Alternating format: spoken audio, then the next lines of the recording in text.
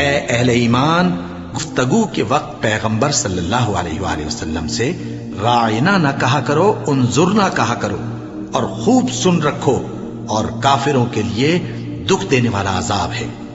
جو لوگ کافر ہیں، اہل کتاب یا مشرک، وہ اس بات کو پسند نہیں کرتے کہ تم لوگوں پر تمہارے پروردگار کی طرف سے خیر و برکت نازل ہو، اور اللہ تو جس کو چاہتا ہے اپنی رحمت کے ساتھ خاص کر لیتا ہے، اور اللہ بڑے فضل کا مالک ہے۔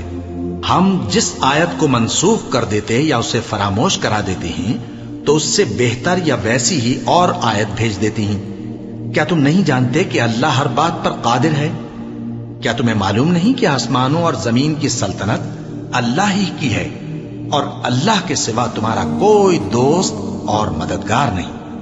مسلمانوں، کیا تم یہ چاہتے ہو کہ اپنے پیغمبر صلی اللہ علیہ وآلہ وسلم سے اسی طرح کے سوال کرو جس طرح کے سوال پہلے موسیٰ سے کیے گئے تھے؟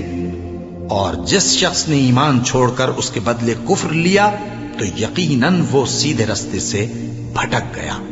بہت سے اہل کتاب اپنے دل کی جلن سے یہ چاہتے ہیں کہ ایمان لا چکنے کے بعد تم کو پھر کافر بنا دیں، حالانکہ ان پر حق ظاہر ہو چکا ہے، تو تم معاف کر دو اور درگزر کرو یہاں تک کہ اللہ اپنا دوسرا حکم بھیجے۔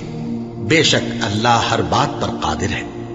اور نماز ادا کرتے رہو اور زکوٰۃ دیتے رہو، اور جو بھلائی اپنے لیے آگے بھیج رکھو گے اس کو اللہ کے ہاں پالو گے۔ کچھ شک نہیں کہ اللہ تمہارے سب کاموں کو دیکھ رہا ہے۔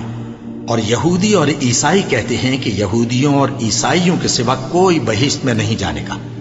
یہ ان لوگوں کے خیالات باطل ہیں۔ اے پیغمبر، ان سے کہہ دو کہ اگر سچے ہو تو دلیل پیش کرو۔ ہاں، کیوں نہیں؟ جو شخص اللہ کے آگے گردن جھکا دے، یعنی ایمان لے آئے، اور وہ نیکوکار بھی ہو، تو اس کا صلہ اس کے پروردگار کے پاس ہے۔ اور ایسے لوگوں کو قیامت کے دن نہ کسی طرح کا خوف ہوگا اور نہ وہ غمناک ہوں گے۔ اور یہودی کہتے ہیں کہ عیسائی رستے پر نہیں، اور عیسائی کہتے ہیں کہ یہودی رستے پر نہیں، حالانکہ وہ کتاب الہی پڑھتے ہیں۔ اسی طرح بالکل انہی کسی بات وہ لوگ کہتے ہیں جو کچھ نہیں جانتے، یعنی مشرک۔ تو جس بات میں یہ لوگ اختلاف کر رہے ہیں، اللہ قیامت کے دن اس کا ان میں فیصلہ کر دے گا۔ اور اس سے بڑھ کر ظالم کون جو اللہ کی مسجدوں میں اللہ کے نام کا ذکر کیے جانے کو منع کرے اور ان کی ویرانی کے لیے کوشش کرے؟ ان لوگوں کو کچھ حق نہیں کہ ان مسجدوں میں داخل ہوں مگر ڈرتے ہوئے۔